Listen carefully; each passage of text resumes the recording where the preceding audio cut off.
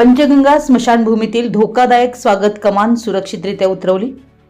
कोल्हापूर महानगरपालिकेच्या पंचगंगा स्मशानभूमी येथील अंदाजे 40 वर्ष जुनी स्वागत कमान धोकादायक बनल्यानं नागरिकांच्या सुरक्षिततेच्या दृष्टीनं आज महापालिकेच्या वतीनं ती सुरक्षितरित्या उतरवण्यात आली। सदर स्वागत कमानीचं स्ट्रक्चरल इंजिनियर मार्फत स्ट्रक्चरल ऑडिट करण्यात आलं होतं। या पाहणीमध्ये कमान अत्यंत धोकादायक असल्याचं निदर्शनास आलं।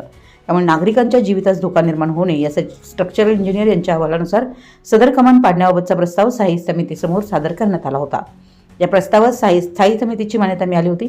त्यानुसार आज दिनांक 27 ऑगस्ट 2026 रोजी छत्रपती शिवाजी मार्केट विभागीय कार्यालय क्रमांक 2 च्या वतीनं कर्मचारी व मशिनरीच्या सहाय्यानं सदर धोकादायक स्वागत कमान सुरक्षितरित्या उतरवण्याची कार्यवाही करण्यात आली। सदरची कारवाई सहाय्यक आयुक्त स्वाती दुधाणे यांच्या मार्गदर्शनाखाली उपशहर अभियंता सुरेश पाटील, कनिष्ठ अभियंता सागर शिंदे व विभागीय कार्यालय कर्मचारी आदी उपस्थित होते।